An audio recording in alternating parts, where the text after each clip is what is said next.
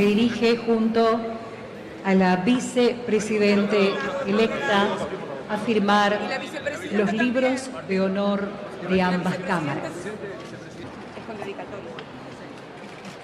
Y a continuación, ahora me acompañan.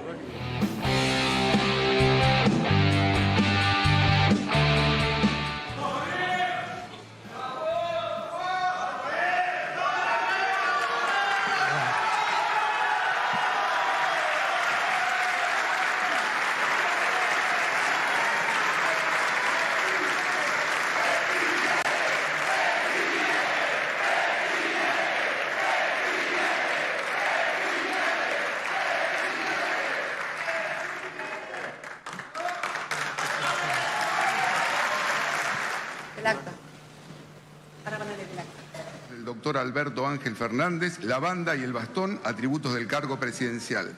Leo al señor presidente de la Nación, doctor Javier Gerardo Milei, y al doctor Alberto Ángel Fernández, quienes firman ante mí, doy fe. Hoy comienza una nueva era en Argentina. No tiene retorno. Milei habla de la herencia. Ningún gobierno ha recibido una herencia peor que la que estamos recibiendo nosotros, por lo que la solución implica un ajuste fiscal en el sector público nacional de 5 puntos del PBI, que a diferencia del pasado caerá casi totalmente sobre el Estado y no sobre el sector privado. Claramente, si a vos te aumenta, por ejemplo, el boleto del colectivo, al privado. Debe quedar claro que no hay alternativa posible al ajuste. Tampoco hay lugar a la discusión entre shock y el gradualismo.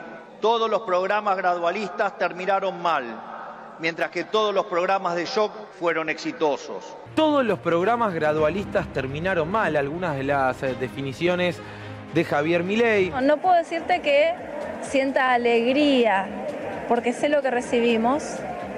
Sé que va a haber gente que la va a pasar muy mal. Yo la vengo pasando bastante mal. Yo vivo en un barrio. Los empresarios no invertirán hasta que vean el ajuste fiscal, haciendo que el mismo sea recesivo. Tengo que decírselos de nuevo, no hay plata. Cuando Milei habló de ajuste que va a durar un tiempo largo, la gente celebraba eso. Yo voté principalmente esto y yo sabía que iba a pasar porque el país está mal y hay que reducir el Estado, bajar el gasto, todo lo necesario. Feliz. ¿Cómo vas a enfrentar el ajuste, por más que dijo Milei que lo iba a hacer? Y lo tenemos que bancar. Yo soy empleado administrativo y sigo luchando y haciendo lo que puedo. Actualmente trabajo en el sector privado. Sector privado, o sea, ¿no tenés miedo que haya algún tipo de reducción? Siempre que sea para mejor. Que no hay alternativa al ajuste y no hay alternativa al shock. Naturalmente eso impactará de modo negativo sobre el nivel de actividad, el empleo, los salarios reales, la cantidad de pobres e indigentes. La situación comenzará a mejorar. Esto es, habrá luz al final del camino. Luz al final del camino. Lo que estamos viviendo es el momento más oscuro. Es como si fuéramos en un túnel. Resulta que vamos en el túnel y negro, todo oscuro, te empieza a agarrar la claustrofobia, te empiezas a preguntar, che, pero iremos bien, no iremos bien. El segundo semestre es el momento en el cual aparece la luz. Un país en el que las hace, las paga. En el que quien corta la calle no cobra. Cuando Javier Milei dijo, vamos a recuperar la fuerza que tienen las fuerzas de seguridad, vamos a recuperar el poder de control que tiene la policía, la gente empezó a cantar policía, policía. Sí. Se acabó con el siga de los delincuentes. ¡Policía! ¡Policía! ¿Qué representan los 40 años de democracia para usted? 40 años de democracia. Yo nací en dictadura, lamentablemente. Bueno. Que el presidente no hable ante el Pleno. Muy bien. No es un buen síntoma. ¿Cómo lo toma esto de que no hable en la Asamblea Legislativa? A mí no me importa, lo importante es que el país salga adelante. No está bien porque él necesita esta cantidad de votos. No vamos a tolerar que la hipocresía, la deshonestidad o la ambición de poder interfieran con el cambio que los argentinos elegimos. Dios bendiga a los argentinos y que las fuerzas del cielo nos acompañen en este desafío. Muchas gracias. Será difícil, pero lo vamos a lograr. ¡Viva la libertad, carajo! ¡Viva la libertad, carajo! Diego Pablo Giacomini es licenciado en Economía, es autor de varios libros, entre los cuales está Libertad, Libertad, Libertad, que es un libro de coautoría con el actual presidente argentino, Javier Milei. Diego, muchísimas gracias por venir. Un placer, Daniel. ¿Cómo andás? Muy bien. La primera aparición mediática de Javier Milei, que fue en el programa del doctor Mariano Grondona, estaban ustedes dos juntos presentándose. Sí, fue en el 2014. Vos sos una de las personas que mejor conoce y más profundamente conoce a Javier Milei. Voy a arrancar citándote, Diego. Ok. Los números no le dan. Básicamente, el ajuste fiscal que necesita hacer Javier Milei para conseguir el superávit primario que necesita, no lo puede hacer. Si Milei intenta llegar al equilibrio financiero en el primer año, tiene que traicionar por todos lados lo que prometió. Sí. ¿Por qué? Primero, hay que entender, Massa hizo el plan Platita, que básicamente fue bajar impuestos y aumentar el gasto público, que eso, si no se hace nada, no va a tener efectos 3 meses como tuvo con Massa. Si no se hace nada, tendría efectos 12 meses. Concretamente, Javier habla que hay que tener un superávit primario de 2 puntos del PBI y equilibrio fiscal. Eso es un ajuste de 8 puntos del PBI. Javier Milei o no analizó correctamente los números o su equipo de economistas, el Toto Caputo en el Ministerio de Economía, Bauselli en el Banco Central. Toto Caputo no es macroeconomista. Viene del mundo de las finanzas. Viene del mundo de las finanzas, es un trader. Bauselli, que es amigo socio de Caputo en la misma consultora, no sabe de política monetaria. Evidentemente, si extrapolo a partir de la declaración de Javier, que dijo hace falta un ajuste de 5 puntos del PBI, le están vendiendo al señor presidente pescado podrido. Porque el ajuste tiene que ser de 8 puntos, si quiere superávit primario de 2, o equilibrio financiero, y no de 5. Cuando vos hablas de un punto de PBI, estamos hablando de un ahorro del gobierno de 5.000 millones de dólares. O sea, 8 puntos serían 40.000 millones de dólares y 5 puntos 25.000. Estamos hablando de un ajuste que por lo menos en democracia no recuerdo que ya se ha hecho tan drásticamente. Te tiro otra comparación que lo pone más descarnadamente. ¿Cuál? 8 puntos del PBI es el equivalente a todo el gasto de todas las jubilaciones de un solo año. O sea, el ajuste que debería hacer para cumplir su promesa equivale a todo el puntos, a todos los pagos de jubilaciones. ¿Es viable eso políticamente? No, no es viable. No es viable. Te cuento por qué no es viable. Porque en el libro Libertad, Libertad, Libertad, publicado en 2019, a partir de los números cerrados del 2018, estaba el plan motosierra original. Y decíamos, el plan aspira a bajar en 4 años 13 puntos del PBI. Cuando pasa al campo de la realidad de gobierno, necesitaría hacer lo mismo en 1. Parece que ya reculó un poco o tiene los números equivocados, porque ya está hablando de 5, no de 8. Escribiste 2 libros. 4 con Javier. Quiero preguntarte, ¿cómo era el proceso de creación de ese libro? ¿A quién se le ocurrían las ideas sobre los libros? Concretamente, cada uno escribía su parte, no se la mostraba al otro. Uno decía, acá tengo todo lo mío, acá tengo todo lo tuyo. Se juntaban y hacíamos un libro. Ok, es muy interesante. La excepción es la introducción al libro Libertad, Libertad, Libertad, que es lo único que no escribimos nosotros. El editor del libro dijo, tengo una idea, los voy a entrevistar a cada uno por separado y con las 2 entrevistas voy a hacer la introducción. Es muy interesante porque si dividimos la introducción de Libertad, Libertad, Libertad, ahora lo revelo, son 10 páginas.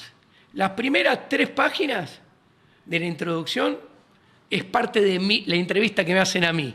Lo del medio es parte de la entrevista que el editor le hizo a Javier. Y las últimas 3 o 4 páginas son otra parte de la entrevista que me hizo a mí. Es muy interesante porque si miran Libertad, Libertad, van a ver claramente ahí las diferencias filosóficas y éticas entre cada uno de los dos. Por eso lo cuento. Entre vos y Javier. Llegaron a tener un show televisivo propio, ¿no? Bueno, empezamos juntos con un programa que se llamaba Economía al Cuadrado, que estuvimos juntos 7 ediciones. Javier no siguió, o sea, Javier compartimos las primeras 7, tiene como 120 números, 4 temporadas y yo gané el Martín Fierro digital. Con un programa de economía, filosofía política y ética del liberalismo radical, yo gané un Martín Fierro. Bien, vos te definís como liberal. Liberal radical. Liberal radical. Sí. ¿Me puedes decir el radical, el adjetivo radical, qué significa? El liberalismo radical es la evolución del liberalismo, es el liberalismo, la forma que toma el liberalismo en los últimos 40 años. Enmienda todos los errores del liberalismo clásico del final del siglo XVII, principio del siglo XVIII. ¿Cuáles errores? Darle el monopolio de la ley, ¿al Estado? De la seguridad, de la administración de justicia al Estado. ¿Sos anarcocapitalista? Soy anarquista de libre mercado. La única forma del liberalismo consistente en el siglo XXI es el anarquismo de libre mercado, anarquismo de propiedad privada. Soy anarquista. Es como una utopía. No. Utopía es pensar que los gobernantes gobiernan por y para vos, que con el voto elegís a alguien. Eso sí que es utopía, ¿no? ¿Vos no votás? Yo no voto. Al último presidente no lo votaste. No lo voté. No lo votaste. Ni a él ni a anteriores. Ni a o sea, ninguno. No es una cuestión personal. No, ni a ninguno. Exactamente. Obviamente hubo una evolución. Antes votaba. Sí. ¿No? Con el paso del tiempo, a medida que fui estudiando y me fui interiorizando de la filosofía política, de la ética de la propiedad privada. Vos llegás por la economía, pero después te especializaste en historia, en filosofía, sí, en ciencias políticas. Los Milei Boys, como lo llamo los de Twitter estos, me admiran muchísimo como economista, como técnico económico, macroeconómico, ¿no? Pero me denostan, claro, porque desnudo las inconsistencias y las contradicciones en materia de filosofía política de Javier. Entonces me dicen, sos buenísimo como macroeconomista, pero lástima que pensás mal, bla, bla. Y no se dan cuenta que mi análisis macroeconómico llega a un resultado muy diferente al de mis colegas.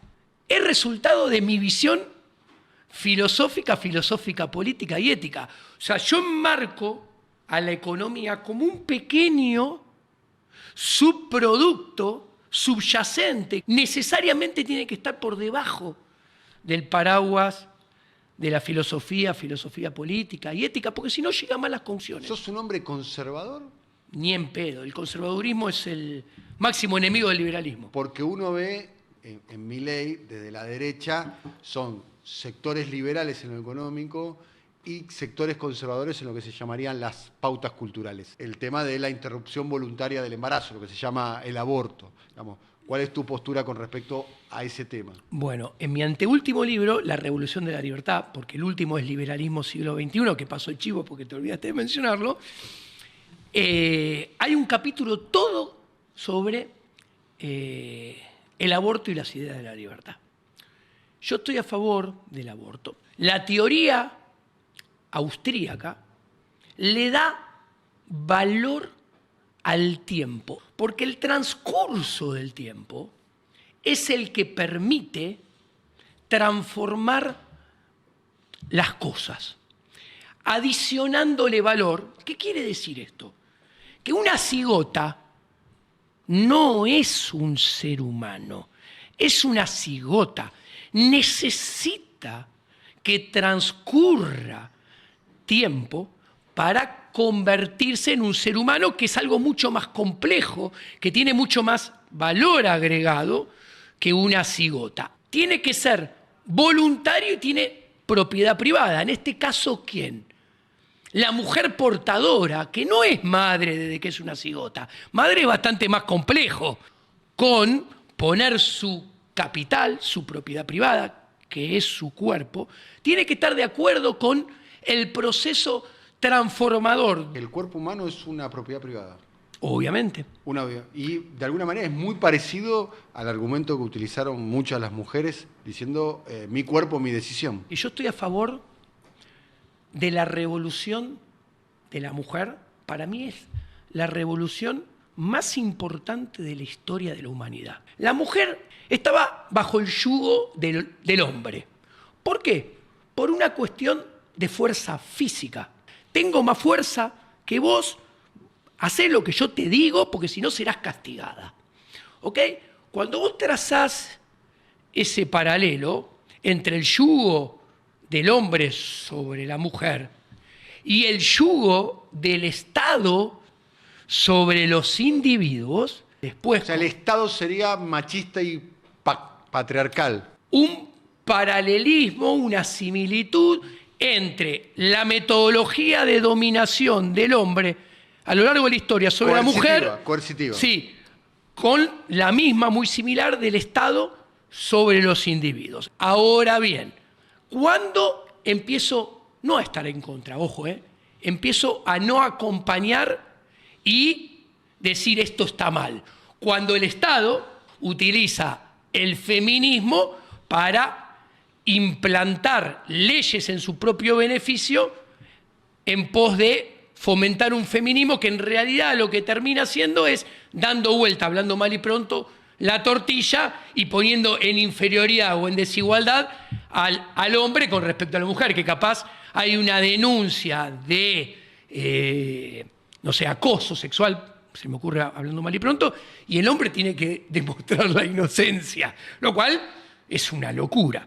Ahora, la propiedad privada es inherente al ser humano, no es una construcción social como piensa la izquierda. Y acá me diferencio de Javier mucho. ¿Por qué? Porque yo no pienso que la gente de izquierda sea toda o la mayoría, como plantea, resentida, envidiosa, celosa, mala persona, éticamente peores, físicamente peores, estéticamente, productivamente, moralmente peores. No. No, ni ahí.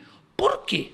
Porque Javier entra en una contradicción y una inconsistencia intelectual de la cual no puede salir. ¿Cuál es? Porque al mismo tiempo que dice esto, está planteando que el arco está muy corrido a la izquierda y todo el mundo es zurdo en su mayoría. Entonces, si esa es la descripción de la gente de izquierda que él hace y casi todos son zurdos, la gente es mala, en su mayoría es mala. Y si la gente en mayoría es mala, caes en el hombre malo de Hobbes y necesitas un Estado que venga con el garrote... Un leviatán. Exacto, a ordenar... Porque son todos malos. Si son todos malos, todos te van a robar, por ejemplo, y atentar contra tu propiedad privada, porque el hombre es malo. Ahora, si vos me decís, no, yo parto de la base que el hombre per se es bueno, se asocia, coopera, persiguiendo su propio fin, pero cooperando con el prójimo, entonces es bueno. Entonces, cuando vos entendés eso, entendés qué es el mercado. El mercado es un sistema de cooperación social, que obviamente hay excepciones, hay gente mala, pero es la minoría. Entendés que la propiedad privada es inherente al ser humano y no es una construcción social para mantener factores de poder y de dominio. ¿Y cómo demostrás que es inherente al ser humano? El axioma de la acción. ¿Qué es el axioma de la acción? El axioma de la acción es, todo ser humano argumenta. Escuchá lo que termino en un minuto.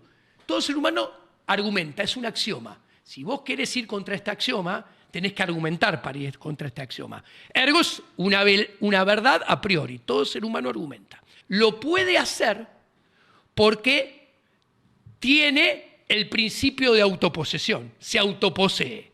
Si tiene el principio de autoposesión, es porque es su propio dueño de su cuerpo, de su mente, de su intelecto. Tiene propiedad privada. Y para poder ejercer esa propiedad privada, accionar y argumentar, tiene que tener libertad. Tenés que respetar el principio de no agresión al prójimo, que es, bueno, no agredas la propiedad privada, la libertad y la vida del prójimo. ¿Qué hay a propósito de la concentración de la riqueza? 10, 15 personas más ricas del mundo y hay personas que están en la pobreza más extrema. Yo no defiendo el capitalismo actual. No. ¿Por qué?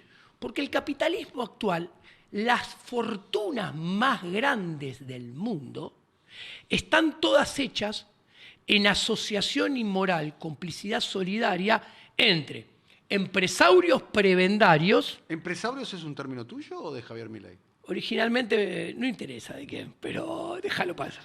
Porque lo utiliza mucho Milei. Sí, los dos. Pongámoslo que los dos utilicemos. Sí. A ver, la diferencia entre él y yo la vas a ver acá. Por ejemplo, vamos a poner un caso. Elon Musk. Sí. Elon Musk tiene contratos con la NASA, multimillonarios, que es el gobierno federal de Estados Unidos. A ver, esos contratos del gobierno federal de Estados Unidos vía NASA y Elon Musk, ¿qué quiere decir esto? Que el gobierno y la NASA gastan dinero ajeno en lo que ellos quieren porque les gusta, para decirlo mal y pronto. Y Elon Musk obtiene rentabilidades extraordinarias. ¿Por qué Elon Musk hace Tesla? Porque la verdad, los autos verdes, ¿por qué existen? Porque los gobiernos sacan leyes coercitivas que dicen a partir del 2040 vamos a dejar de emitir carbono. No va a haber más, no se puede fabricar más autos a nafta. Y es más, en el interín, si tenés un auto verde, no te cobra impuestos. Mientras que si tenés un auto a combustible fósil, te acribillo impuestos. ¿Ok? Con lo cual ahí hay una desigualdad frente a la ley que lo que hace es darle, en definitiva, un negocio a Elon Musk que si el público eligiera libremente, no coaccionado y en igualdad frente a la ley, los autos seguirían siendo fósiles y no habría Tesla. Y acá, y es lo mismo con Bill Gates, es lo mismo con Zuckerberg. Vos fíjate que todos los grandes millonarios están a favor de la Agenda 2030. Vos fíjate que están a favor del aumento del gasto público, de la presión tributaria, de la base imponible. Todos estuvieron desmedidamente a favor de la cuarentena delictiva por el COVID en el 2021. ¿Cuarentena delictiva? Delictiva, claro. ¿La llamás delictiva? Delictiva. Para vos era un delito la cuarentena. La cuarentena era un delito. Imagínate, no dejarte trabajar, no dejarte producir, es no dejarte... Circular. Circular es no dejarte proveerte tu propio sustento. Y salía el Estado y decía, voy a emitir dinero porque yo te voy a pagar tu sustento. Es hacerte siervo. Es hacerte dependiente de él. Estoy a punto de preguntarte Dale. si te vacunaste o no te vacunaste. No te lo voy a preguntar, pero estoy a punto de preguntártelo. Imagínate la respuesta. ¿Que no te vacunaste? Y bueno, tenés una capacidad de imaginación, tal vez, eficiente. Sí. Pero pensás que fue una... No. La enfermedad existió. Sí. Obviamente que la enfermedad existió. Ahora bien... Aún no está determinado el origen de la pandemia. Una vacuna sí. que fue mandada a producir monopólicamente por todos los estados, poniéndose de acuerdo con 3 o 4 o 5 laboratorios a nivel mundial, que se las dieron a esos, que fueron producidas en tiempo récord sin guardar ningún tiempo con ninguna vacuna en términos históricos, distribuidas, comercializadas monopolísticamente por todos los estados, ¿qué puede salir bien o mal? Según te gusta qué palabra poner de cada lado de la barra. O sea, algo que manda a ser producido por el Estado, en asociación inmoral, complicidad solidaria, con 3 o 4, que después es el propio Estado el que la distribuye, el que la comercializa, que después te dice, te lo obligo a poner en el mes de julio, en el mes de septiembre, en el mes de diciembre. Se habla de la eficiencia de la vacuna, que ha salvado millones de vidas en el mundo. No sé. Vos tenés tus dudas al respecto. Sí. Claramente. Quiero volver al aspecto conservador, porque uno lo ve a Javier Ojo, Milei. estoy a favor de... Tengo un montón de vacunas dadas, ¿eh? Sí. No soy testigo de Jehová, ¿eh? No sos antivacuna. No, ni ahí. Pero sí tenés sospechas sobre esta vacuna en particular. Y una enfermedad que apareció en 3 meses, que la vacuna estaba lista y era obligatorio aplicársela en todo el mundo a los 12 meses, porque si no, no te dejaban mover, y está bajo un manto de sospecha muy grande. Bien. ¿Cuál es tu posición, por ejemplo, para el consumo de drogas para uso personal? Yo estoy totalmente a favor de la liberalización de todas las drogas. De todas. Absolutamente de todas. De la cocaína, de la morfina, De todas. Sí. Antonio Escotado es un liberal en serio, cero conservador, que muestra en toda la historia de las drogas nunca estuvieron prohibidas hasta hace, redondeando, 100 años. ¿El Estado qué hace? Declara que muchas drogas son ilegales. ¿Esto qué le permite? Vender que se inició la guerra contra las drogas. Necesitamos un ejército contra las drogas. ¿Qué es? Policías, fiscales, jueces. Necesitamos jueces, periodistas, fiscales, periodistas, equipamientos para todos esos. En la cabeza de Diego Giacomini eso es impuestos. No. Primero es renta extraordinaria para los políticos, que la renta extraordinaria es gasto público. Gasto plata de otros en todo esto que me parece a mí. ¿Cómo lo financio? Ahí viene. Impuestos.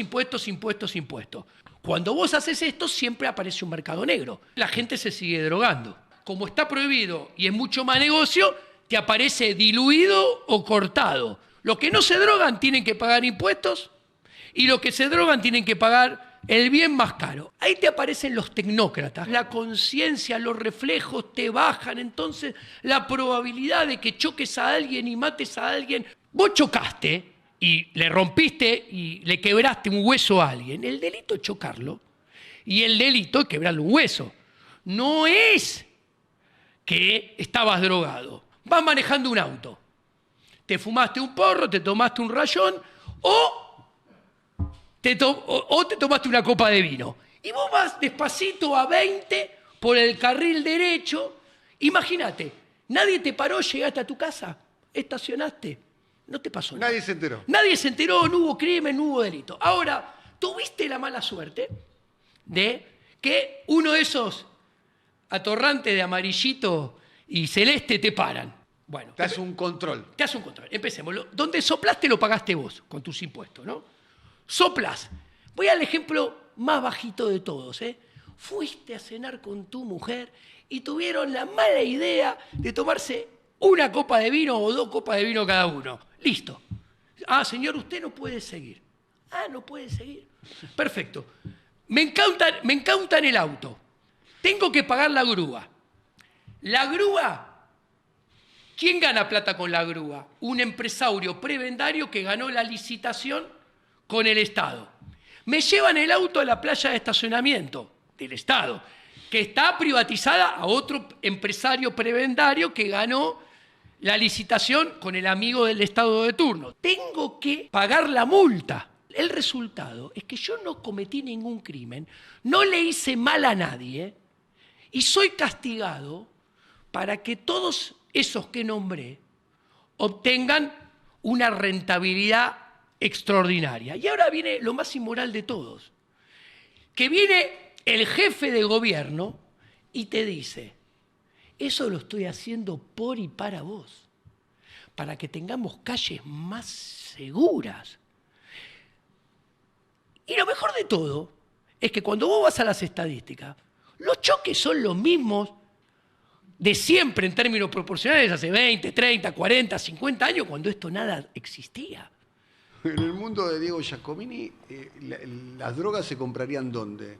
¿En un comercio? Cualquier lado. Pero estaría el Estado regulando la trazabilidad como lo hace con el resto de los productos, como lo hace con el alcohol. Bueno, si yo estoy en contra que el Estado me regule el choripán en la cancha de Boca.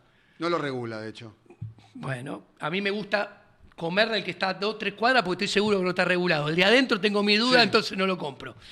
No, yo creo que, a ver, eso también, pensemos que el Estado tenga que regular la calidad de la comida es pensar que nosotros los consumidores somos todos idiotas. No cree que los mercados son perfectos. hay errores de mercado, uno va a internalizar los costos y pagar los costos de esos errores. De hecho, uno se puede equivocar porque tiene mala información, pero el daño que te genera esa falta de perfección de mercado va a ser mucho más chico que todos los daños colaterales que te genera el político cuando te quiere regular algo. Entonces, los mercados no son perfectos, la información no es perfecta, pero los costos en los cuales puedas incurrir por esa información asimétrica o imperfecta van a ser infinitamente menores con un Estado interviniendo a lo largo y ancho de tu vida coloquial de todos los días. Se esperaba hoy por la mañana el anuncio de medidas. Y evidentemente todavía no dan pie con bola y no saben bien qué hacer porque si no las hubieran anunciado. Adentro del gobierno, en estos momentos, hay muchas discusiones, hay puntos de vista opuestos, no se ponen de acuerdo y la consecuencia es que todavía no tienen bien cerrado qué van a hacer. Estuvieron en campaña hasta el 19, creo, no me equivoco el número, ¿no? 19 de noviembre. Bien. Listo, se preocupaban solamente por ganar elecciones, dar vuelta por el país, con el viri de la campaña electoral. Toto Caputo se enteró que iba a ser ministro de Economía, Bauselli se enteró que iba a ser presidente del Banco Central, ¿hace cuánto? 2 semanas, 3 semanas. Pero como muchísimo. Obvio que no tienen plan económico. Lo dañino que es cada 2 años estar 9 meses en campaña. O sea, es una gestación de un ser humano. La campaña electoral año por medio. Si tengo que hacer un plan económico y dentro de 15 meses voy a estar de vuelta en campaña electoral, ¿ustedes piensan que ese plan económico va a ser bueno? Yo como economista les voy a decir que está condenado al fracaso. Porque no se puede hacer nada pensando en largo plazo. La inflación tiene varias razones, es multicausal, para vos seguramente tiene que ver con la emisión monetaria, Sí. entre otras razones, pero también tiene que ver con una cuestión de la expectativa, ¿no? Sí. Claramente. Y el presidente dijo que iba a haber inflación de 20 a 40 puntos porcentuales en diciembre, enero, febrero y marzo, como al modo de especulación. ¿Es posible eso? ¿Puede haber 40 puntos de inflación por mes en la Argentina? Es casi una certeza. ¿Una certeza? Sí. ¿Por qué? Venimos de un proceso donde la emisión monetaria, para que te des una idea, ha superado los 12 puntos del PBI. Vos emitís y el efecto no es enseguida. Javier Milei... Esto lo está explicando Milei. Sí, pero no lo explica correctamente, porque pareciera que es por arte de magia o por la fuerza del cielo. ¿Qué quiero decir? Dice, no, la emisión monetaria tiene un retardo de 18 o 24 meses para hacer efecto y terminar impactando en inflación. Ahora, ¿por qué? Porque eso sí parece que es algo mágico, porque sí, 18 o 24. Primero, no se sabe a ciencia cierta cuánto tiempo va a tardar. Pueden ser 12, pueden ser 18, pueden ser 24, y esta cantidad de meses varía. Todos ahorran y gastan en diferentes lugares, en diferentes mercados, a diferente ritmo. ¿Por qué importa cómo va pasando de mano? Porque a medida que la plata va circulando y pasa de mano en mano, es cuando nosotros nos vamos dando cuenta que la plata va perdiendo poder adquisitivo. Y no todos nos damos cuenta al mismo tiempo, ni todos nos damos cuenta de la misma forma de cuánto poder adquisitivo pierde. Voy a aumentar mis honorarios de consultoría económica. Viene el pintor y dice, uy, ¿cómo pierde? Capaz se dio cuenta después que Giacomini. Capaz se dio cuenta antes que Giacomini. Capaz se dio cuenta que perdió más o menos poder adquisitivo que Giacomini. Entonces dice, che, voy a aumentar ¿cuánto cobro para pintar la hora? ¿Y qué sucede? Yo opero en un mercado, el pintor opera en otro mercado, el maestro opera en otro mercado. Entonces no todos nos damos cuenta al mismo tiempo, nos damos cuenta en la misma cuantía, ni podemos subir los precios al mismo ritmo y a la misma velocidad. En la bolsa de toda la economía, todos vamos subiendo los precios a diferente momento, uno atrás de otros. Por eso la emisión la hago y termina de hacer efecto mucho tiempo después. Esta es la explicación, porque si no parece que cae del cielo.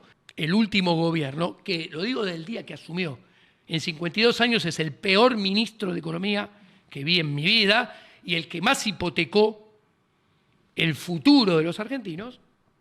Hay tanto dinero en la calle y encapsulado en las Leriquipases que, por un lado, genera expectativas de devaluación, expectativas de inflación. ¿Y esto qué hace? Esto lo que hace es que cuando aumenten los precios que Milei va a aumentar bajo los subsidios económicos, aumenta la luz y el gas, bajo los subsidios económicos, aumenta la nafta. Todos esos aumentos que se llaman precios administrados. ¿Por qué administrados? Porque administra el burócrata tecnócrata del gobierno, ahora Javier Milei, Caputo y compañía, se van a trasladar al resto de los precios. Hoy tenemos una inflación promedio mensual del 12, que en diciembre podrá ir al 15, 18. No sé, no lo puedo saber. Imaginemos que en el primer semestre del 2024 la inflación promedio mensual va al 18%. ¿Ok? Vos dijiste 20, 25, o sea... No, lo dijo Milei. Milei lo dijo, perdón. O sea, 18... Milei dijo 20 a 40. Si yo te digo que 18 promedio de enero a junio es un escenario nada tremendista. Hasta conservador, te digo. Hasta conservador. Bueno, la inflación interanual de diciembre, que cierra en 180, 185, va a ir a 420. A 420 con ese 18% promedio mensual que vos dijiste conservador. Si a Milei le sale todo bien, y a Bauseli le sale todo bien, y a Caputo le sale todo bien, cosa que es dificilísima, imagínate que bajan la inflación a 1/3, 6, que es la mitad del 12 que tenemos ahora. La inflación interanual de diciembre del 2024 cierra en 270% interanual. Y les cuento, desde ahora a junio, la inflación con este 18% que vos dijiste, bastante conservador, sería 200, 205%. ¿Y eso es viable políticamente? ¿Es sostenible políticamente desde el punto de vista también con cómo está el salario, el ingreso, las jubilaciones? A ver, yo no sé qué van a hacer porque ellos no saben qué van a hacer. No saben lo que van a hacer. Obvio, no tengo duda. ¿No tenés duda? No tienen cerrado lo que van a hacer. ¿Y el debate interno está basado en qué? Unos dicen un ajuste más feroz, otros un ajuste más moderado, ¿o no tienen cerrada la política? La política es la política económica, puertas adentro de qué hacer, la discusión técnica entre ellos. La discusión está... ¿Cuáles son las dos posiciones que hay? La gente habla de que apoya el ajuste. Perfecto. Primer punto. La gente tiene la percepción que si vive en la vereda de los pares, el ajuste cae en la vereda de los impares. El ajuste es el otro. Claro. Y si vive en la vereda de los impares, el ajuste le cae a los de la vereda de los pares. Lo cual es un grave error. Punto número 1. Punto número 2. El ajuste de la casta, la casta, la casta. Esto es filosofía política. El Estado gasta plata, gastando en determinado grupo de gente, para que esa gente se convierta en dependiente de ese gasto público. Y si es dependiente de ese gasto público, se ve obligado o casi obligado a votarlos. El Estado gasta en jubilaciones, el Estado gasta en empleados públicos, los salarios de los empleados públicos. Hay gente del otro lado. El Estado gasta en planes sociales. Hay gente del otro lado. El Estado gasta en universidades. Hay gente del otro lado. Entonces, lo que quiero decir es que un recorte del gasto público es imposible que no caiga sobre la gente. Si Javier honra lo que dijo en campaña, no puede recortar el gasto 8 puntos del PBI. ¿Por qué? Porque lo que él dice que va a recortar y poner a cero son 5.8% del PBI. Ahora, ¿se puede ese 5.8 recortar a cero? No, porque los subsidios económicos son 4. Si yo lo pongo a cero, todo en un año, el aumento de tarifas va a ser altísimo. ¿Y eso en quién impacta? En la gente que viaja en tren, en la gente que viaja en colectivo, en la gente que prende una hornalla, en la gente que prende la luz. Ahora, Javier, cuando estábamos juntos, decía, el ajuste de los subsidios públicos, de los subsidios económicos, no es todo vía tarifas. Puede ser adecuando la ecuación económica financiera de las empresas privatizadas o que prestan servicios públicos. Les cuento. Si Javier dice, siguiendo sus palabras, que el ajuste de los subsidios económicos son entre ahora y abril-mayo, como ha dicho, no tiene tiempo de hacer eso. ¿Por qué?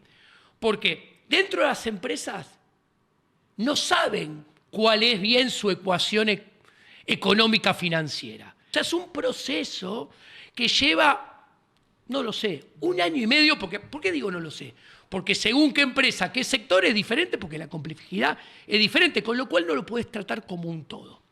Ahora, listo, no puedes llevar los subsidios económicos a cero enseguida. Las transferencias a provincias son 1.3% del PBI. Tampoco la puedes llevar a cero. Hay 14 provincias que no traspasaron su sistema jubilatorio a la órbita nacional. Entre ellas Córdoba, gran aliado electoral de Javier. Las jubilaciones son cordobesas. Córdoba y otras 13 provincias más.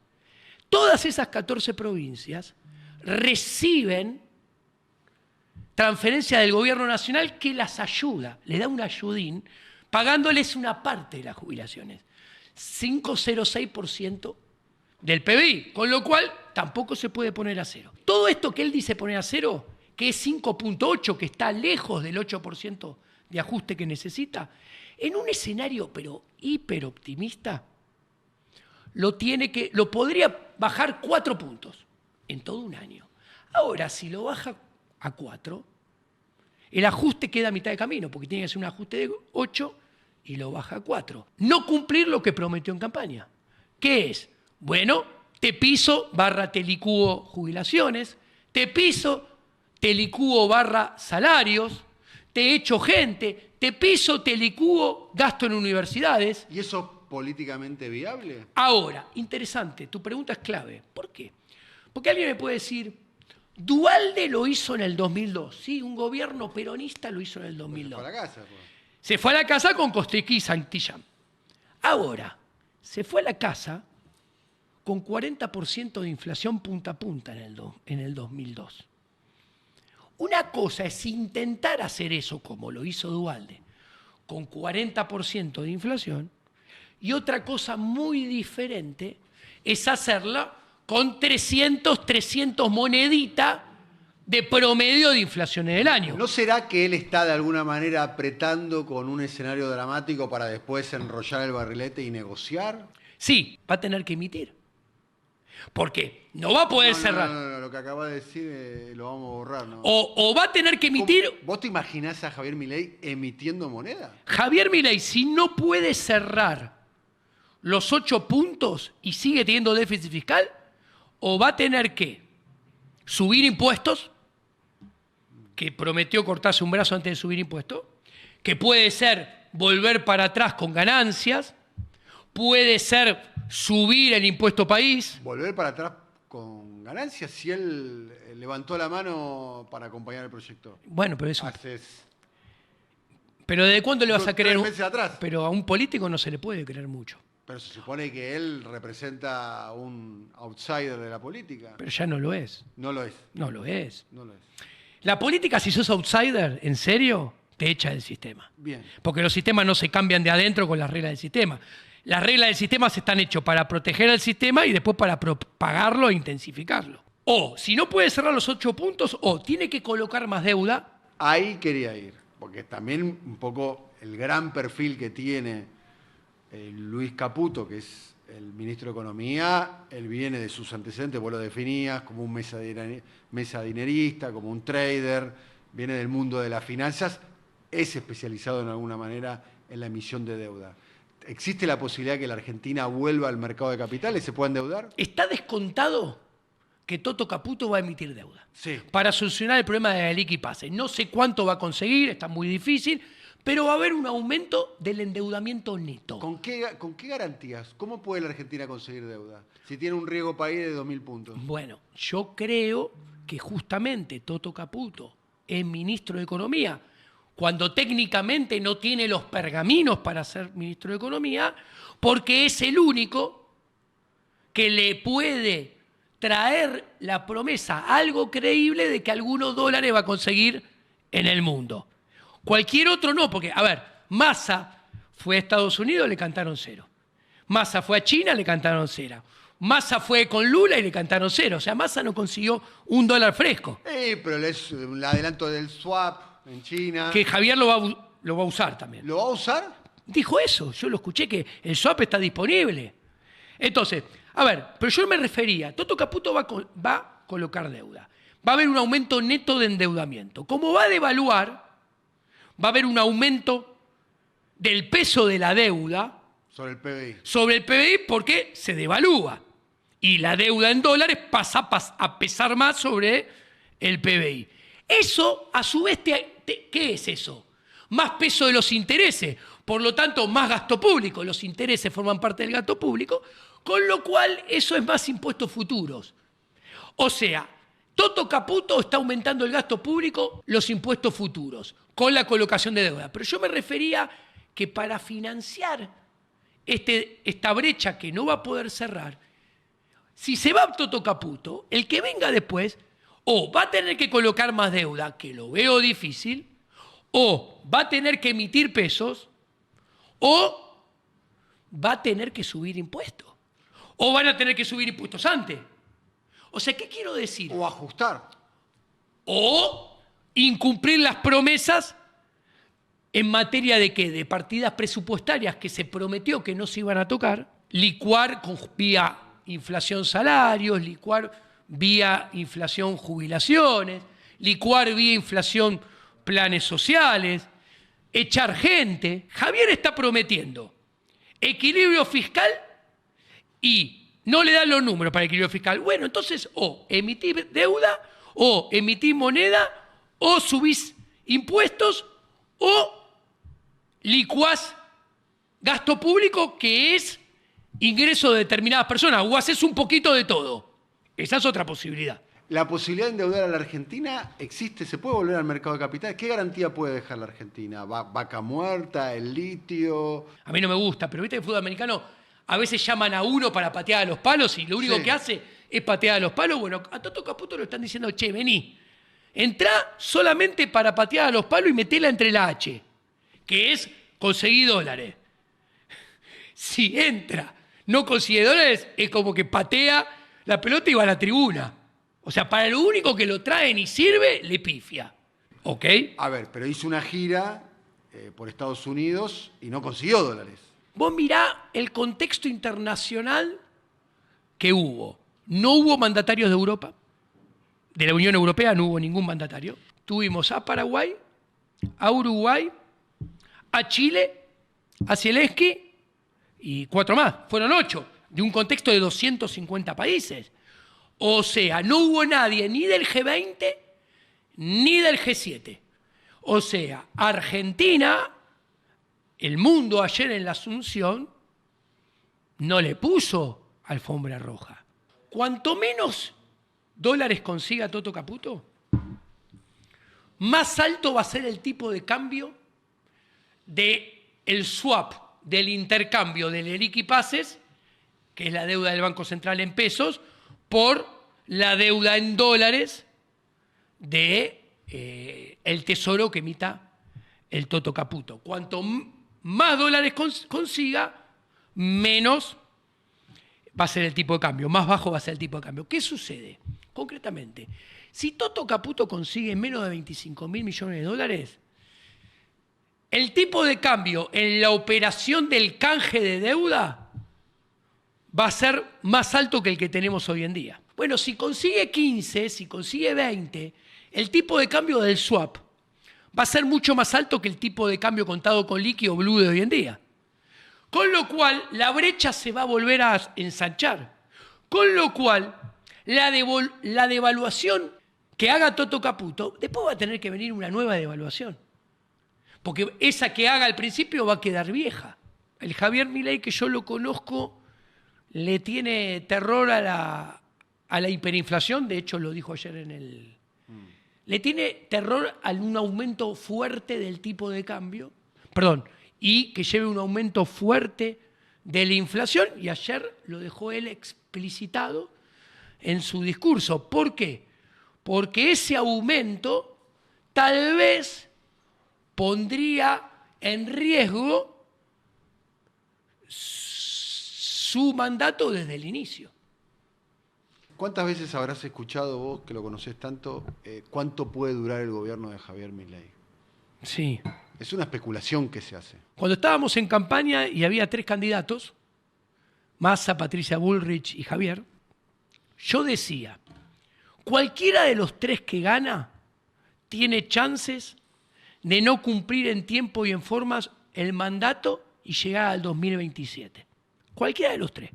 Tenés 4 gobiernos que llegaron al 10 de diciembre del 2011, del 2015, del 2019 y del 2023 hipotecando futuro.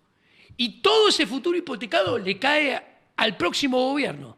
Tuviera la camiseta que tuviese. Le tocó a Javier, pero le iba a pasar lo mismo a Massa o a Patricia Bullrich. Que va a tener problemas serios, problemas de gobernabilidad, de paz social.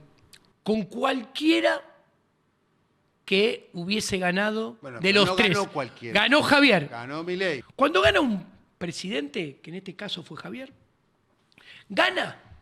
¿Y vos qué ves? Que los 24 gobernadores hacen cola para sacarse la foto y besarle el anillo. Porque ganó, ¿no? Perfecto, es la primera vez que no pasó. ¿Qué pasó? Se juntaron Frigerio y Axel Kicillof, 2 personas que conozco mucho. Fueron compañeros en el Nacional, exactamente. En el Nacional de Buenos Aires. Entre primer año, el mismo día, salí de la facultad y me dieron el diploma el mismo día. ¿Ok? Listo. Y a Frigerio también lo conozco. Se detestan, se odian. Frigerio y Axel. Sí. Se juntaron, se pusieron de acuerdo entre ellos 2, trajeron a los otros 22 gobernadores, se sentaron los 24, les hicieron firmar un comunicado que le dijeron, mira, Javier, nos pusimos todos de acuerdo para que nos coparticipes el impuesto al cheque. ¿Esto qué quiere decir? Que hasta el gobierno anterior, la recaudación del impuesto a los débitos y créditos bancarios era todo para el gobierno nacional. Ahora, ¿qué quiere decir? Que se pusieron todos de acuerdo que, che, un poquito más de la mitad me lo vas a tener que dar a mí. Javier prometió que iba a negociar una baja de ingresos brutos. Ingresos brutos es un impuesto provincial. Los gobernadores son los que pagan. A los maestros son los que pagan los colegios, son los que pagan los policías, son los que pagan los patrulleros, son los que pagan los médicos y las enfermeras y los hospitales. ¿Ustedes piensan que los gobernadores van a suscribir que se le pise los salarios y que no haya ajuste de salario? Se le para la policía, se le paran los hospitales, se le paran los colegios, y los que tienen que poner la cara frente a los ciudadanos son los gobernadores. Es más, ellos le van a echar la culpa a Balcarce 50. Entonces, ¿y ahí qué salida van a tener? Van a tener que o aumentar impuestos ellos o van a tener que sacar la plata de un lado. ¿Y de dónde la van a sacar? Ellos no tienen el Banco Central. O consiguen que Javier Milei les pase plata, o si no... Emiten una cuasimoneda. Lo dijiste vos, no lo dije yo. ¿Está dentro de la ley o no? A ver, y le echan la culpa al gobierno nacional, que no tiene la camiseta de ninguno de los 24 gobernadores. No hay un solo gobernador con la camiseta violeta de La Libertad Avanza. Yo a Javier Milei lo conozco desde el 2005, me lo presentó un colega en común, y estuve desde el 2005 hasta el 2020. Yo fui socio intelectual de él, nunca vivimos de lo mismo. O sea, él nunca hizo consultoría macroeconómica como de lo que yo vivo, ¿no? O sea, vos te dedicabas a la consultoría macroeconómica de Sí. modo profesional. Y él trabajaba en Aeropuerto 2000 con Euneikian. Eduardo Euneikian lo podemos definir, según palabras de Milei, según palabras tuyas, como un empresario. Un empresario prebendario, obviamente. Sí. que obtiene rentabilidades extraordinarias a expensas de los ciudadanos. Es muy fuerte Ornequian porque muchos de los ministros del gabinete, ¿no? Nicolás Pose, Guillermo Franco, Mariano Cuño Levarona. El liberalismo radical explica muy bien. Las leyes se hacen afuera del Congreso entre empresarios, los equipos técnicos de los empresarios y unos pocos burócratas estatales que los podés llamar ministros. El gabinete está como muy loteado, que cada uno se llevó una parte, cada uno se llevó un negocio, Techín, YPF, Schiaretti, una parte Ornequian, una parte Macri o una parte de lo que quedó del macrismo. El jefe de gabinete, Pose, que estaba a cargo de los aeropuertos de la Patagonia. Los aeropuertos de la Patagonia son lo más alejado que hay a Heathrow en Londres o al John Fitzgerald Kennedy en Nueva York. O sea, son aeropuertos que bajan 1 o 2 aviones por día. O sea, gestionar eso muy complicado no es. Guillermo Franco es el ministro del Interior.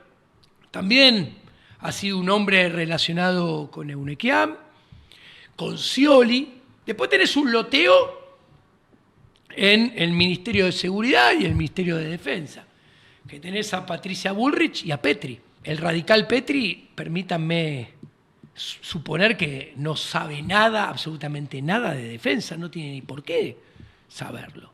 A ver, Patricia Bullrich ya fue ministra de Seguridad, a algunos le pueden gustar, a otros no le pueden gustar. Vos que lo conocés a Milei, que estamos ahí viendo. Ahora, perdón, cierro, esto quiero decir. Los loteos. A ver, cuando vos tuviste en Argentina gobiernos loteados, alianzas, De la Rúa fue una alianza, Cristina fue una alianza, Macri fue una alianza, este último gobierno que se fue ayer fue una alianza. Llevaron a malos resultados. Cuando vos tenés ministerio loteado, llevaron a malos resultados. Acá se ve claramente que está muy loteado el gobierno, ¿no? Claramente. Eso es lo que pasó en el pasado, no sé si pasará en el futuro. ¿No? Ser presidente de Argentina debe ser difícil, ¿no? Todo el mundo te debe llamar por teléfono para pedirte cosas. ¿Te parece? Sí, debe ser difícil ser presidente de Argentina. A mí me parece que lo estás valorando mucho. Ser dueño de una pyme, de una pyme que le da laburo a 100 empleados, es mucho más valorable, importante y difícil. La gente capaz intenta producir, generar bienes y servicios de calidad para servir al prójimo y ganar dinero. Con eso que el prójimo elige voluntariamente y paga espontáneamente. No intenta dirigir ni gobernar la vida del prójimo.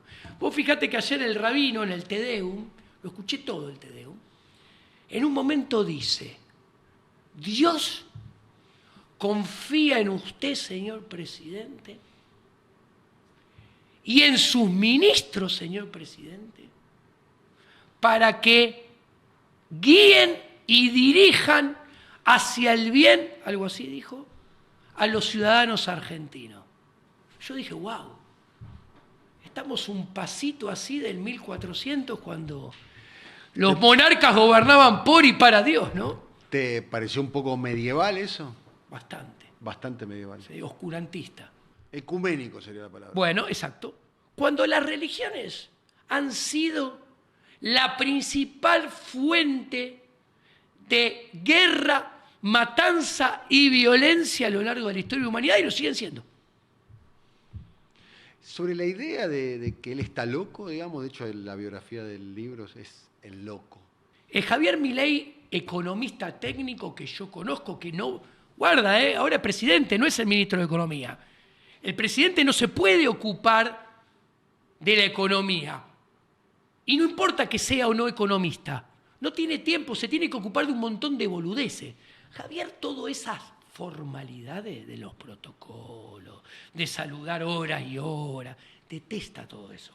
Javier le encanta estar en zapatilla y bermuda a cargo y una remera, y no tener que guardar ningún formalismo. Eso no le gusta nada a Javier.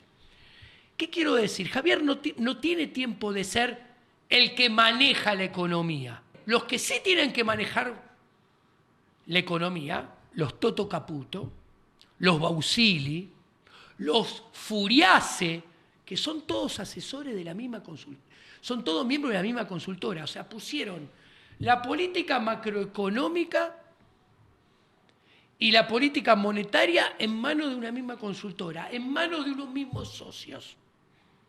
Lo cual, desde el punto de vista ético, digo, wow. Ahora, ¿qué quería resaltar? Javier Milei como economista es muchísimo mejor economista que todos los que van a manejar la economía en el gobierno de Javier Milei. Así como yo digo que Javier Milei técnicamente es mucho mejor economista que todos los economistas del PRO, que son sus aliados. O sea, el potencial recambio de estos que están ahora también van a ser peor que Javier Milei. Javier Milei no se va a poder ocupar de la economía. Se va a tener que ocupar de lo que no le gusta, que son los protocolos, los formalismos, hablar con los ministros. A él eso no le divierte ni le gusta. A él le gusta la economía. La asignación de roles no son los mejores. Sobre todo mirando lo que tiene abajo. Y en el entorno, el papel que tiene una mujer que hoy es muy importante, como Karina Milei. Yo a Karina Milei la conozco muy bien. Es una persona capacitada para ocupar el rol que está ocupando hoy en términos históricos, porque es una persona hoy... Te quedaste sin palabras. Me lo voy a guardar para mí. Me lo voy a guardar para mí, perdóname, porque ahí empezaríamos a hablar de las características individuales, ¿no? de una persona, ¿no?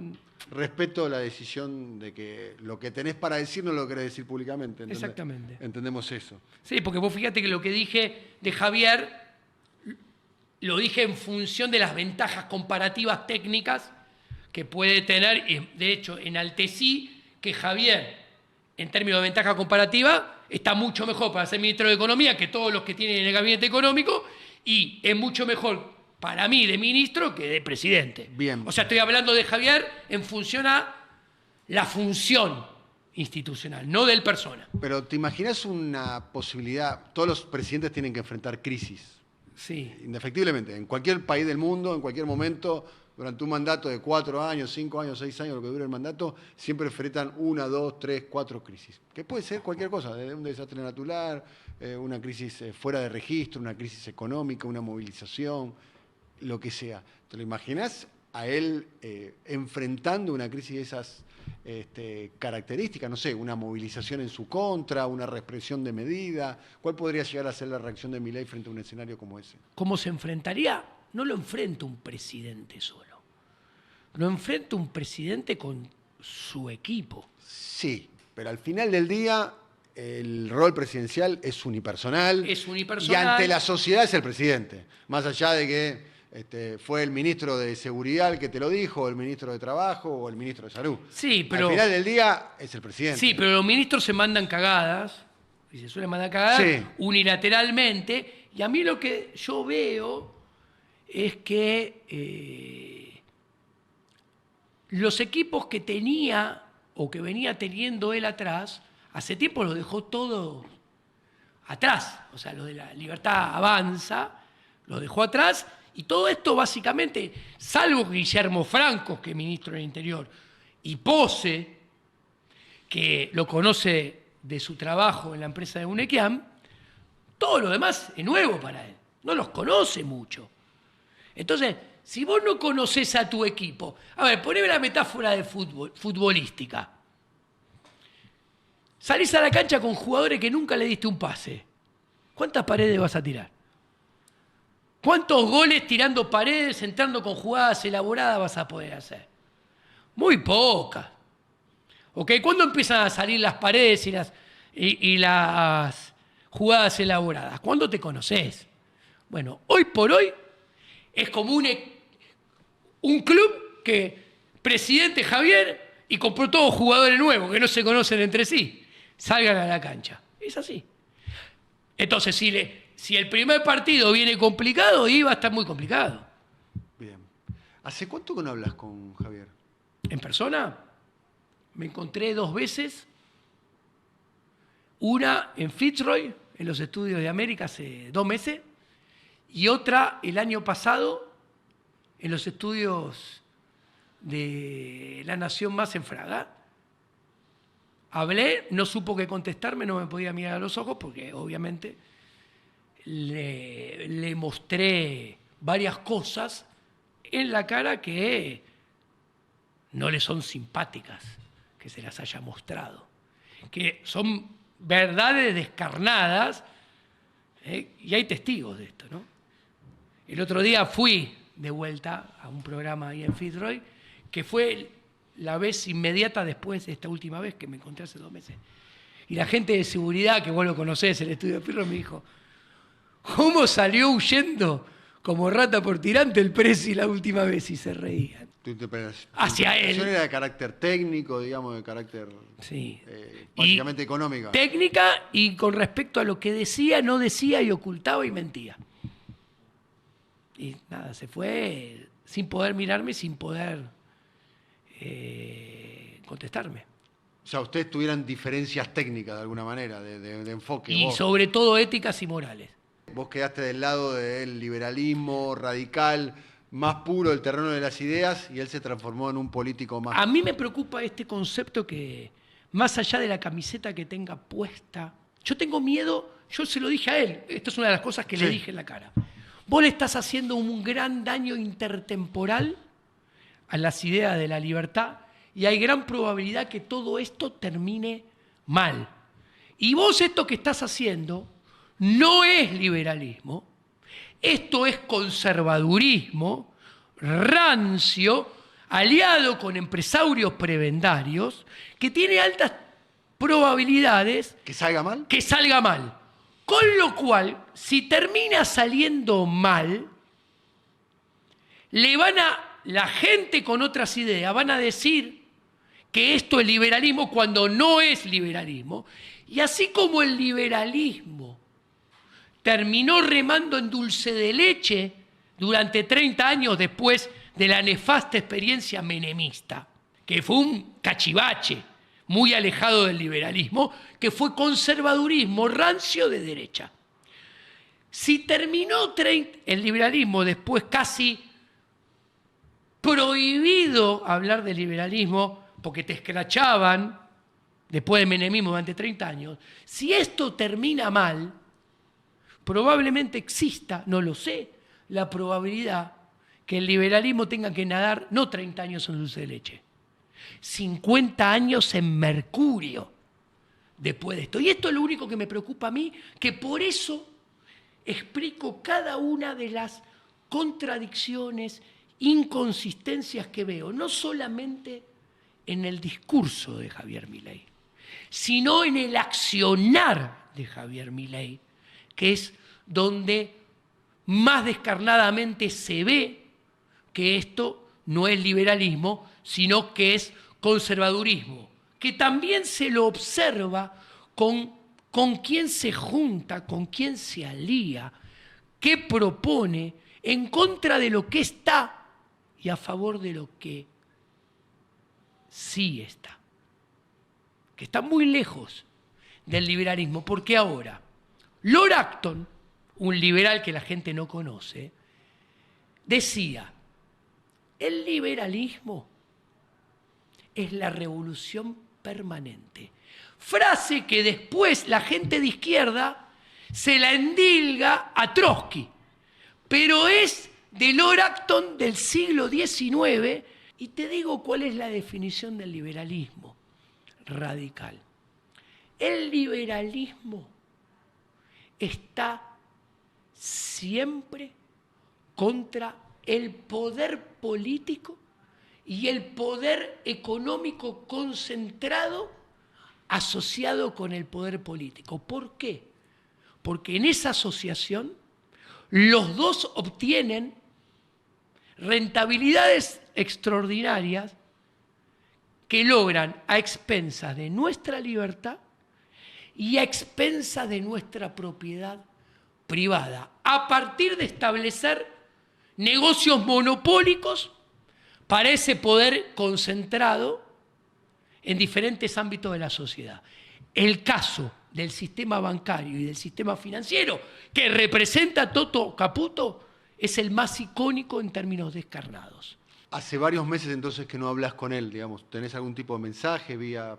Los últimos mensajes que le he pasado análisis macroeconómicos que cruzan a lo ancho y a lo largo toda la economía argentina, porque sé que no los tiene y porque por lo que le escuché en su boca tiene números equivocados. Se los pasé sin ningún interés, se los facilité. ¿Lo felicitaste el día que fue electo presidente? Es más, te cuento una infidencia. El sábado antes de las elecciones le escribí y le dije: vas a ser el futuro presidente. Vas a ganar por robo, por mucha diferencia. Un peronista encumbrado que patea al tercer cinturón del conurbano, que tanto vos como yo conocemos, le dije. La mujer me acaba de escribir y me dijo: está preocupadísimo porque los números no cierran por ningún lado y Milei va a ser presidente. Le mandé el screenshot, le mandé esto y le escribí. Me clavó visto y no me contestó. ¿Sería funcionario del gobierno de Milei? Ni de Javier Milei, de ninguno. Porque ser funcionario público, burócrata, tecnócrata, violaría mis más profundas convicciones éticas e intelectuales. Yo no creo en la política económica, y soy profesor de macroeconomía y política económica. En el extremo, para que se entienda, la mejor política económica es la que no existe. Y mucho menos creo que alguien arrogantemente puede diseñar una política económica y ejecutarla sobre todo, arrogándose el poder de decir que esto es bueno para el de allá, para el de allá, para el de más allá. O sea, para todos los demás que lo rodean. Del 1 al 100, ¿qué probabilidad tiene el gobierno de Javier Milei de terminar bien? Bajas. ¿Por qué? Porque está todo dado para que siga. No es culpa de Javier Milei. Está todo dado, alineado, para que se siga cumpliendo la regla de oro. El que viene después siempre termina siendo peor que el que estuvo antes. Hace 4 presidencias que pasa. Ojalá me equivoque, pero a ver, es lógico, la probabilidad que le vaya bien disminuye en función a la magnitud del quilombo, porque si no entraríamos en la lógica equivocada de cuanto peor, mejor. Ah, sí, estamos en un quilombo bárbaro, entonces lo que vamos a hacer tiene mayor probabilidad de salir bien. No, ese razonamiento es cerrado. ¿Te quedó algo por decir? ¿Querés decir algo? No. Muchas gracias por... Me sentí muy cómodo, Daniel. Con vos sos una de las palabras más buscadas en este momento, ¿no? Está muy requerido por los medios, ¿o no? Puede ser, sí, un poco más que el usual estos días. No, claramente, sos una persona que más conoce al presidente argentino. ¿Vos sos consciente de ese lugar en la historia que tenés? Sos la única persona que escribió 4 libros con el presidente electo de los argentinos. Sí. Ayer me reía porque lo veía con su traje a medida, azul, la banda, el bastón, ¿no? Y decía, si la gente supiera las veces que lo vi en calzoncillo, pesaba, no, me reía, nada. Claro, además vos sos muy respetuoso con respecto a datos personales de Javier Milei. Sos muy respetuoso, de hecho, yo conociendo cómo sos, evité hacerte preguntas, porque primero además no amerita, no es el tema y demás, pero vos lo conocés, realmente sos una de las pocas personas que lo conoce profundamente al presidente Milei. Esto que te conté no puede sorprender a nadie porque es Vox Populi, lo he contado yo, lo ha contado él, que cuando yo me separo en el 2005 me fui a vivir 4 meses a su departamento y entonces de ahí viene el comentario. Sí. ¿No? Entonces, ¿cómo es Milei conviviendo?